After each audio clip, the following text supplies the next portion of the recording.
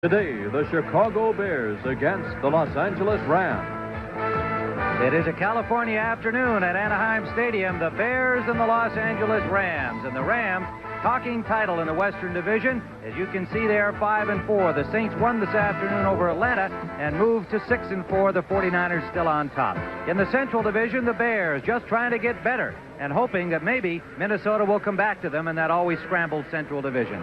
Hello, everyone. Tim Ryan and Johnny Morris here at Anaheim Stadium. And, Johnny, this is a very special afternoon for the Chicago Bears, and indeed an historic one. It certainly is, Tim. This is the first game the Chicago Bears have ever played without Papa Bear George Halas, who died, as you know, earlier this week at the age of 88. Coach Mike Ditka says he doesn't want to dedicate just this one game to Papa Bear, but the entire rest of the season, and he hopes that the team is going to play in the mold of the old George Halas teams.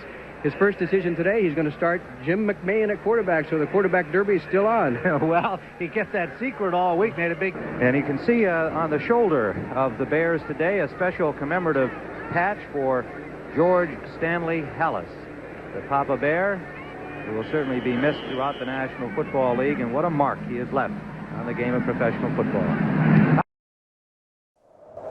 On October 31st, 1983, the National Football League lost its founding father.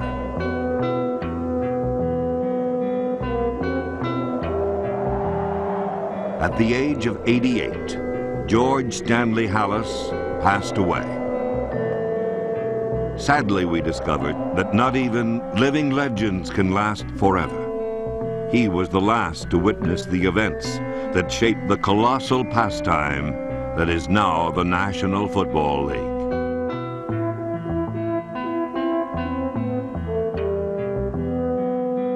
Halas spanned the entire history of professional football.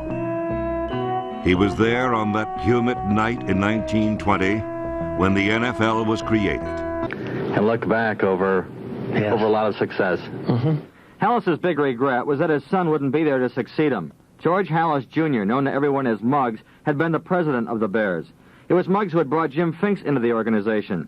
On the morning of the Bears' final game of the 1979 season, a game the Bears were to win to make the playoffs, Muggs died of a heart attack. He was only 54. That was a tough one. A real sad situation for me, because I had all my plans tied up in Muggs. But Halas also had a daughter, Virginia McCaskey, and now she is expected to assume control of the club. You better come to play. Come hell or high water, the Bears were going to put a physical beating on you. I don't care whether you won or lost. You're going to know you in the damnedest game you ever been in your whole life.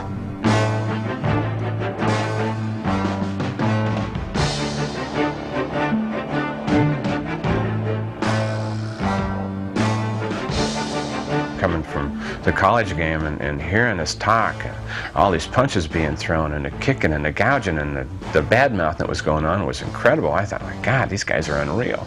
And it was just a typical Lions Bears thing.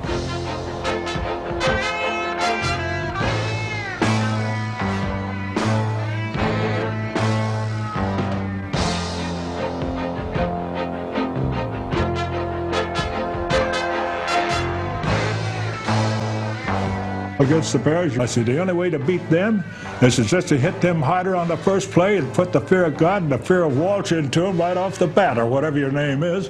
And I said, maybe they'll have a little more respect for you before it's over with. But you're going to get hit, and it's going to hurt.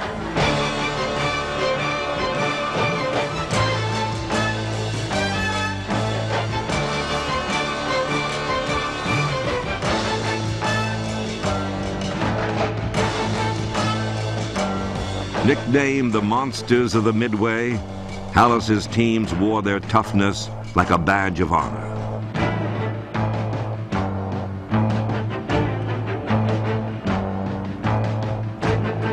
No other team so clearly reflected the personality of its head coach.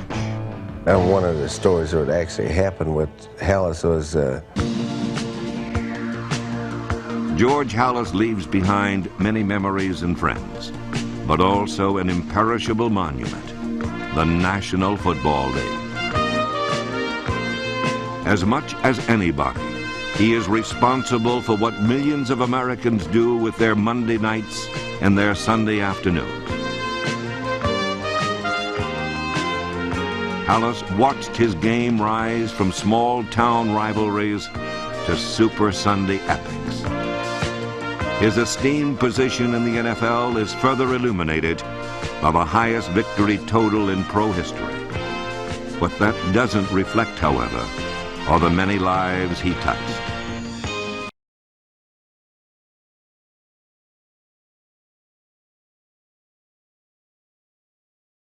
Thomas kicks it to the 5-yard line, down at the 4, and picked up at the 1 by Redden, who's going to bring it up, and that was a mistake. He is hit almost immediately by Calvin Thomas, number 33, and got only to the 9-yard line, the 14-yard line. And so the Rams will bring out Ferragamo at quarterback, Eric Dickerson, Mike Gooman is what they call the U-back here, George Farmer, and Preston Denard are the starting wide receivers. Bill Bain for the injured Irv Pankey continues at left tackle. Hill, Smith, Hara, and Slater, a veteran offensive line with Mike Barber, the tight end, nursing a hamstring, number 86. Vince Ferragamo passing at 62.5% this year with 14 touchdowns but 17 interceptions. First down, just inside the 15-yard line of the Los Angeles Rams. Dickerson is met behind the line of scrimmage and dropped for a loss by Otis Wilson and Al Harris. And Al Harris is playing at right linebacker today, number 90. He has had some linebacker experience before, but with the injury to Dan Raines, who is out of action today, you'll see that Hartenstein, Osborne, McMichael for the injured Dan Hampton, rookie Tyrone Keys in Harris's spot, and then Harris with Singletary and Wilson in the linebacker position. A scrambled secondary, the 4th free safety to play in this position for the Bears, Dave Dewerson, for the injured Gary Fensick. And, of course, Jeff Fisher also hurt. Dickerson trying to find room in the middle, not much. Picked up a couple. Osborne is there again. And Otis Wilson, number 55. So it'll be 2nd and 8 for the Rams. Coming out from their own 14-yard line. Opened the game. Made up the yardage on one run by Dickerson for a first down. They had first down yardage again on the pass to Redden, but now they're back at 1st and 15. 4-man front for the Bears. Barry Redden. Redden off tackle is stopped after a gain of about 4 yards in Atlanta to his wingback.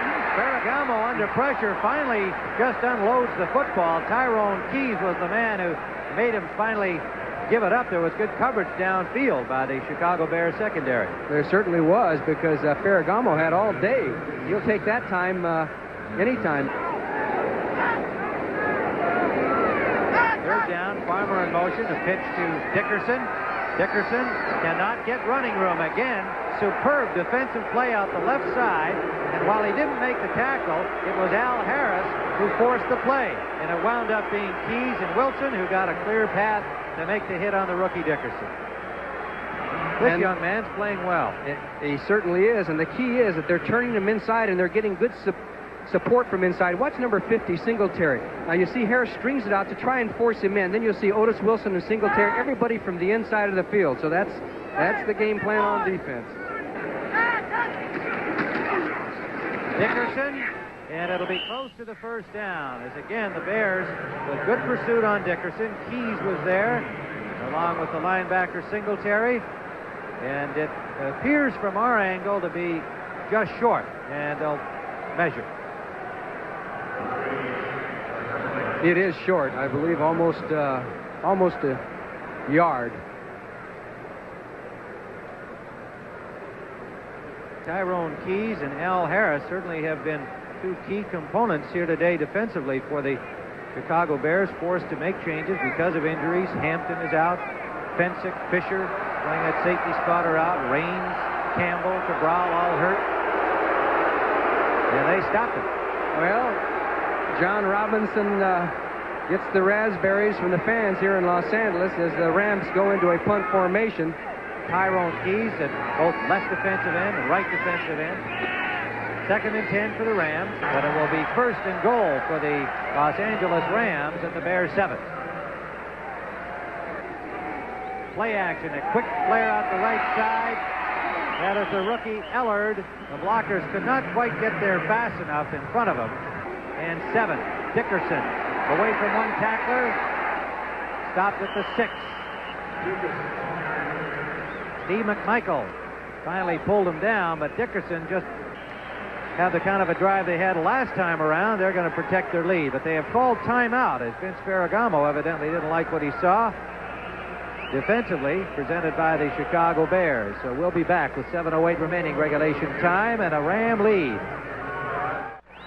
Tim Ryan with Johnny Morris. We are back at Anaheim Stadium, where 53,010 are in attendance to watch the Rams and the Bears, and Vince Ferragamo took a timeout as they act together on first down from their 26 following the Bears touchdown.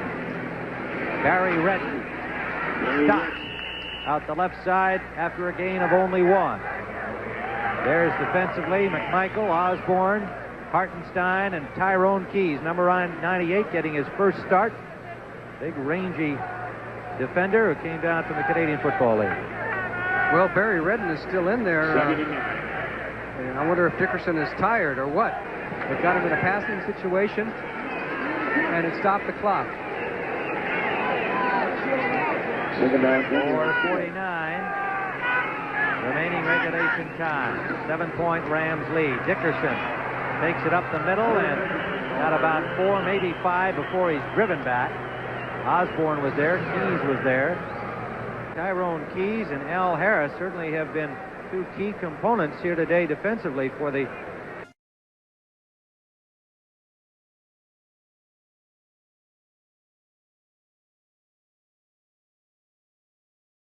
temperature, winds gusting up to 35 miles an hour. And we'll see as the afternoon progresses what kind of an effect that will have. Butler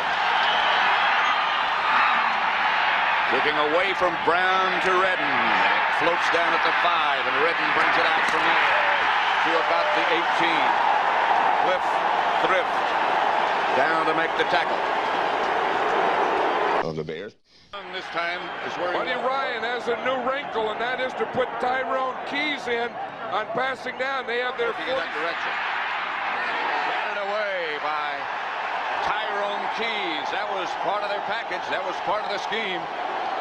He's 6'8", and he batted it down.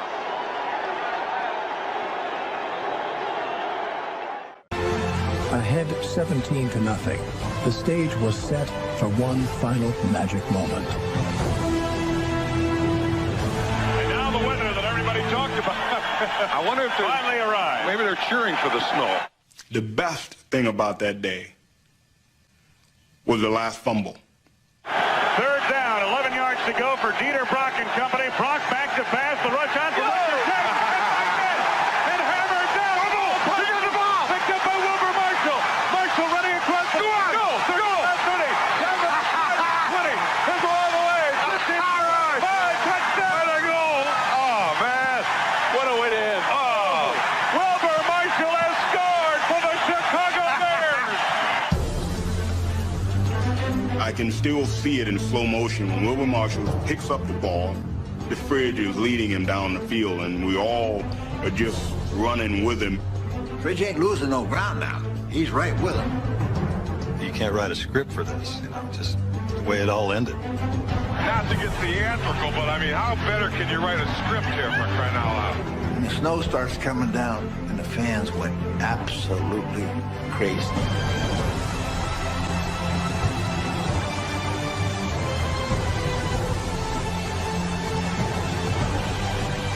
The Bears were going to their first Super Bowl. Mike Ditka's thoughts turned to Papa Bear George Halas, the man who had hired him to get them there. And I think right there, the old man was saying, we've come full circle, guys. We've come full circle. That's the first time since '63. And finally, a Super Bowl for the Chicago Bears. Walter Payton hugging Virginia and Ed McCaskey, and now linebacker Otis Wilson inside the Bear locker room for the owners of the Chicago Bears. She, of course, is a lovely daughter of the late George Halas, the founder, who was the coach of this team the last time they won a championship. And the fridge, number 72, William Perry. A team of destiny, according to Bud Grant, before this game started. And the former Minnesota Viking coach knew something there, because today they became the first playoff team in history to record back-to-back shutouts. First it was the Giants, and now it's the Rams. And our post-game activities will continue live from Soldier Field in Chicago. We're getting ready for the trophy presentation because the winner of the National Football Conference receives a George S. Halas trophy, and of course we have the owners of the Bears, Mr. and Mrs. McCaskey, here. Are we on? We're on. We're on to make your presentation. Forgive me, I'm punchy. As I understand it, this is the George Halas Trophy. Virginia's here to present it to the owners. Virginia? No, to the president. How heavy is that, Mark? You have it? First of all, I want to thank all the coaches, the Chicago Bear coaches, and the Chicago Bear players. I'd hate to think that I had to do this over in the other side of the locker room area. I'd also like to thank the Chicago Bear fans here in Soldier Field and in Chicago and everywhere for all the love and support that they've shown to us during this year and especially today. This trophy was established by the National League owners in March of 1984. And last year, the 49ers won it, but there wasn't a ceremony like this. The trophy wasn't ready for presentation. So this year, we have it right here in Chicago. Well, Mrs. McCaskey, of course, Virginia McCaskey is George Halas' daughter. Congratulations to you, but you're going to make your presentation, of course, to the president of the Chicago Bears. Yes, I am. I just want to mention first that a lot of people have said to me this week, or this year, isn't it too bad your dad wasn't here to see this? Well, I think he's been with us the whole season, and I think he's here with us now, and he'll be with us always. And it's a special honor and privilege for me to present this trophy to Ed McCaskey, the chairman of the board, to Michael McCaskey, president of the Bears, and to our coach of the year and every year, Mike Ditka. Congratulations. Thank you very much. Congratulations. This was earlier today in the Bear locker room as the Bears packed in preparation to go to New Orleans for the Super Bowl engagement with the Patriots. That's Tyrone Keys getting his gear together. We're just hard by the side of that locker room. We're in the weight room.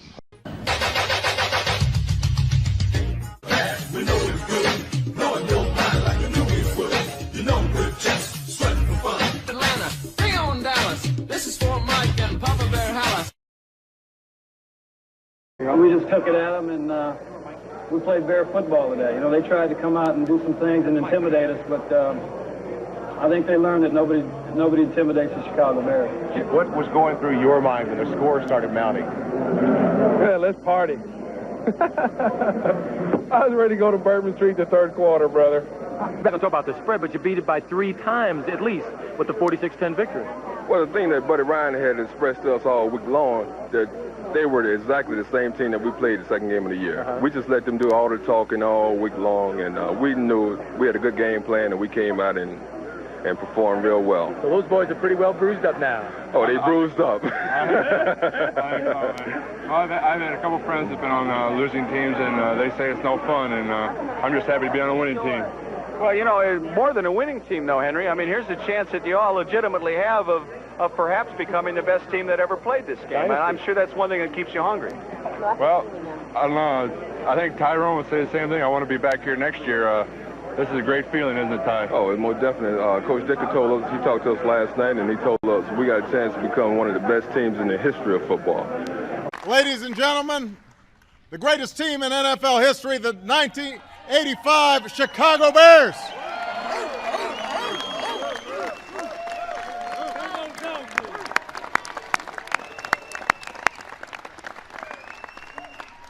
Now, I know that may get me into some trouble in some cities that I visit. but I believe it is the truth. Cynics might say that I'm only hosting the '85 Bears today because the Green Bay Packers were here a couple months ago, and I was not going to be outdone. But as it turns out, after this team won the Super Bowl, it never had a chance to celebrate here in the White House.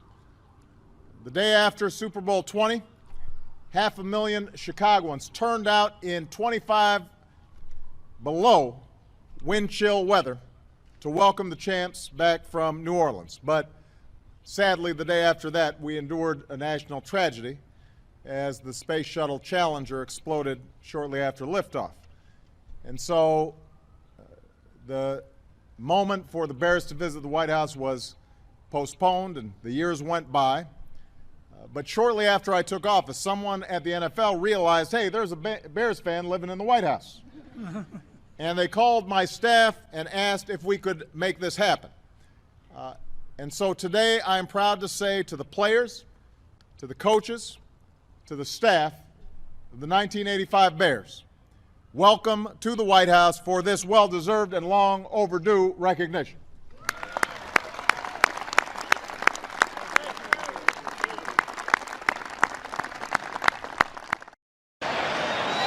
I think we were just a group of guys that came together at a point in time that really loved the game and really loved each other. We had so much passion for the game and so much pride in what we did. In Week 11 in Dallas, the Bears played more passionately than ever. It was the student versus the teacher. Tom Landry always understood that Coach Ditka respected him. We wanted to play as hard and as physical as we possibly could, but we wanted to do it with class. I mean, they were America's team. It changed in a big way that day. White backpedals underneath his crossbar, fires the right side of the ball, tipped in the air by Hampton, picked up by Dick, spins to the end zone, touchdown!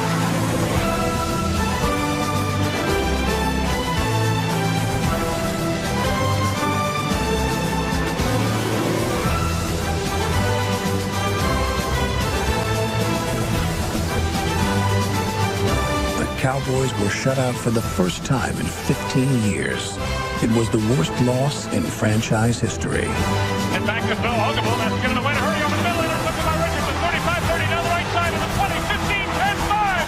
Touchdown, Mike Richardson of the Chicago Bears. Their offense could do nothing against our defense. Nothing. You know, I had to tell Buddy call off the dogs, but they have a right to have fun. And Buddy just tell, hey, you know, you, I run the defense, get out of here. The Bears did ease up, but by then it was too late. When it was over, the student was just as crushed as his teacher. I never felt worse in my life when he came up and said, you guys are good. And you know, I said, Coach, I'm sorry. He said, you guys are good. That's all he said. The Bears were division champions. At 11-0, they were undefeated, led by a defense that was unblockable. I can still see it in slow motion when Wilbur Marshall picks up the ball. The Fridge is leading him down the field, and we all are just running with him. Fridge ain't losing no ground now. He's right with him. You can't write a script for this, you know, just the way it all ended. Not to get theatrical, but I mean, how better can you write a script here for crying out loud? And the snow starts coming down, and the fans went absolutely crazy.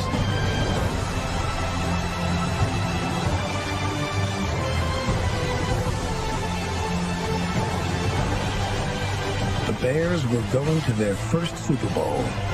Mike Ditka's thoughts turned to Papa Bear George Halas, the man who had hired him to get them there.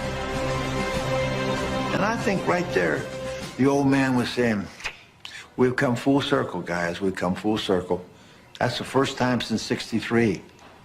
Bears president Mike McCaskey holding the Vince Lombardi trophy up over his head. The 1985 Chicago Bears. The first close-up look for a lot of these people, and boy, are they enjoying this.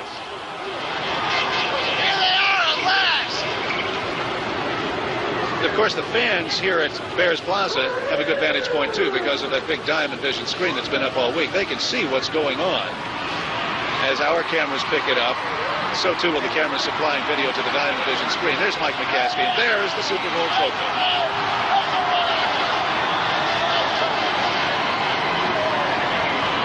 Ladies and gentlemen, Super Bowl champion, the Chicago Bears in 1985.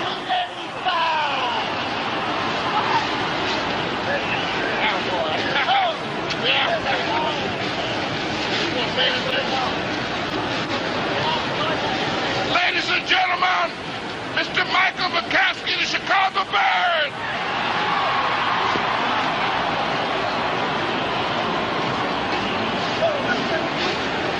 I can't tell you what a great moment this is for all of us Chicago Bears. Today, in this country, everybody is a Chicago Bear fan.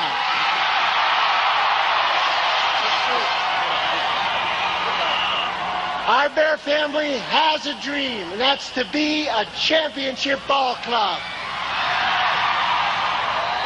The players, the coaches, the staff have worked hard and long to make it happen. It happened. We are the Super Bowl champs.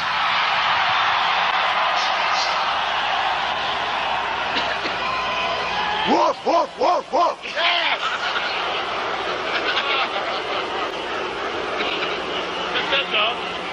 It couldn't have happened without superb players. And there are a lot I could mention. Samurai, the Colonel, Double D, Jimbo. It goes on and on. But if you had to mention one, player, it would have to be Walter Payton.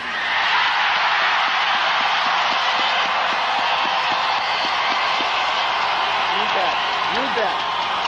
When the crowd started chanting, Walter, Walter, in that Superdome. Walter, Walter, Walter, Walter. That's exactly right.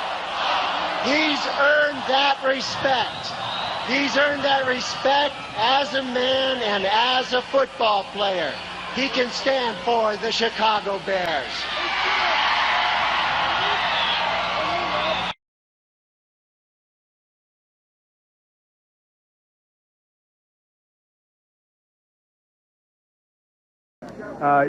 This guy's a pretty tough coach. How'd you like to have played for him? Oh, I would have loved to have played for Mike because I think Mike is a disciplinarian. I think deep down inside of all athletes, they want to be disciplined because they'll get the most out of them. It's apparent that Mike did that all year, but in such a way that he still allowed the guys to be themselves, allowed them to be themselves. They put forth and showed their character all year.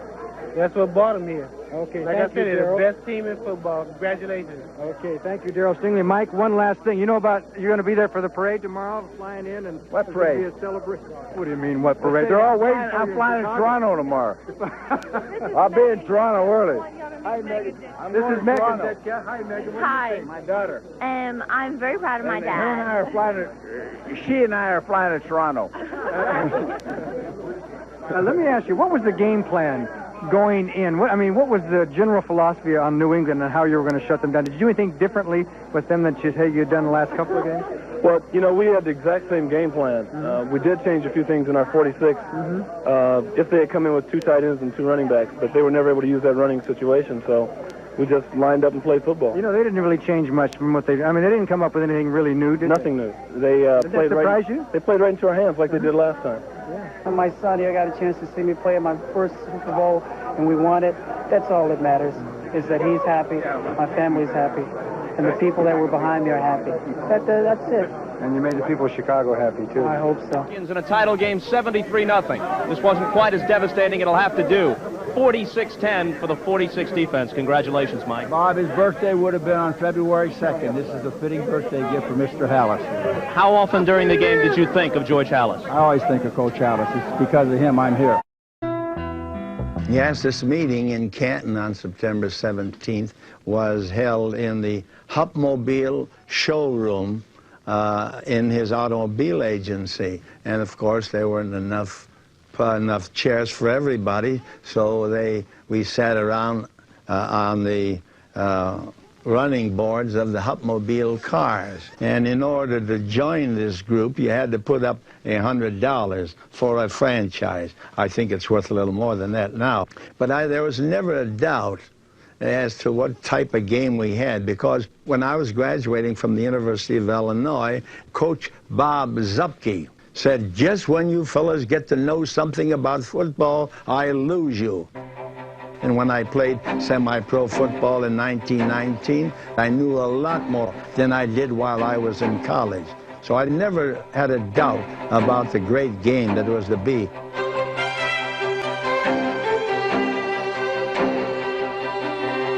Throughout these mean and miserable years, teams often came and went overnight. But the one that remained, and the one everybody wanted to beat, was George Halas's Chicago Bears. When we Packers got ready to play the Bears, they always had a cheer, you know, goes like this. Bear meat is mighty sweet. Bears are hard to beat. Let's lead them to defeat. And we'd sing that all day long. We were pretty ready to play, you know. In 1925, Halas rocketed pro football into the nation's spotlight when he signed Red Grange to a contract with the Bears. Grange was the most glamorous college player in the country, and on a frantic barnstorming tour, the Bears played before packed stadiums across America.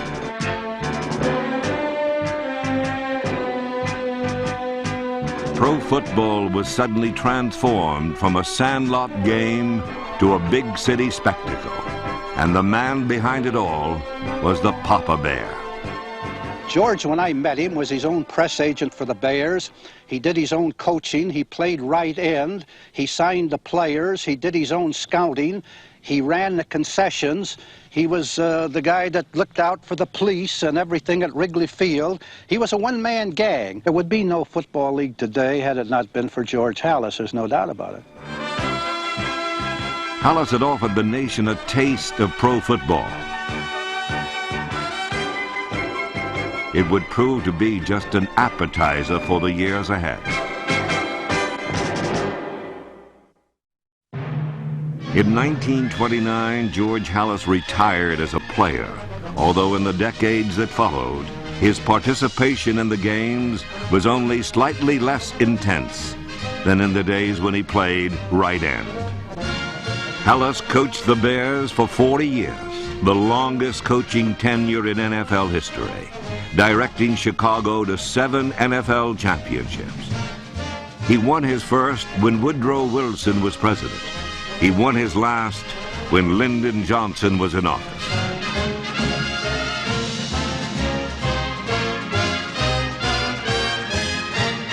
Visiting George Halas at the Bears practice field was always a little like visiting George Washington's Mount Vernon and finding the original owner not only in residence, but planning and directing the nation's affairs.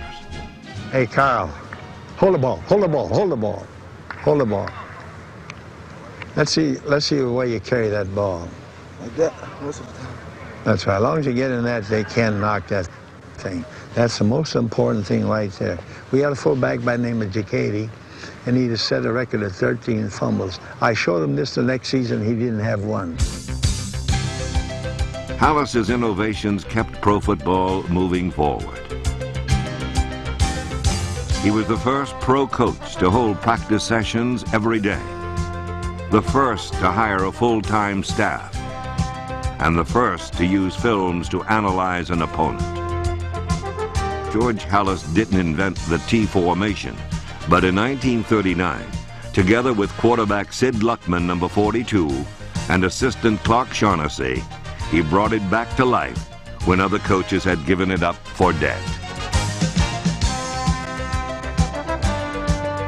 The Bears' streamlined T with its man in motion and split-out wide receivers opened up the game, while the rest of the league risked life and limb to catch up.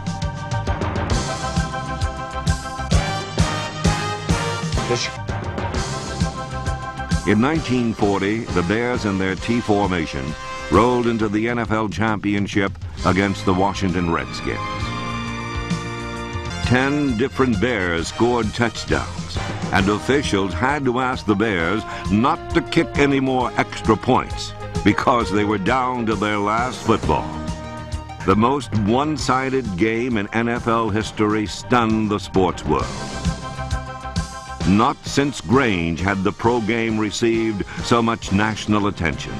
And the designer of this awesome engine, George Halas, was the #1 football man in the land. George Halas received many awards in his legendary career, but the one he was especially proud of was the Sword of Loyola in recognition of his contributions to that university. The sword was prominently displayed just behind his office desk. The night he received it, he made a few remarks in which he expressed his feelings about the past and the hereafter. 60 years ago, I offered my heart and my helmet to my Lord. My heart is still beating. My helmet still fits. I pray the divine coach finds me worthy to be on his first team. Thank you very much. Mr. Halas, thank you very much.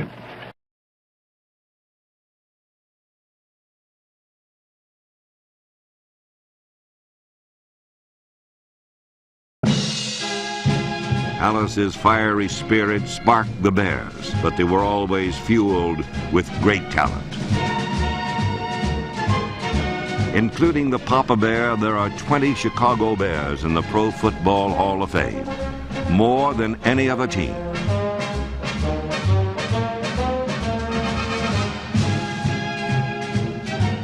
From the Galloping Ghost to the Kansas Comet, Halas built the team in his own image and made the Bears his personal symbol. Could only make one telephone call before I'd call my father or I would call my lawyer. I would call George Halas for 2 reasons. First, I know that he would do anything for any one of his former ball players, and secondly, I know he's the guy who has the clout that could do it.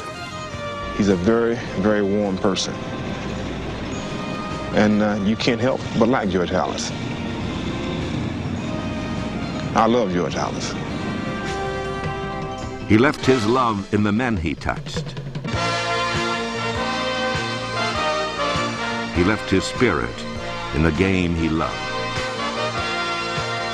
Just being a part of the growth of the National Football League, that to me is the greatest thrill or event in my life.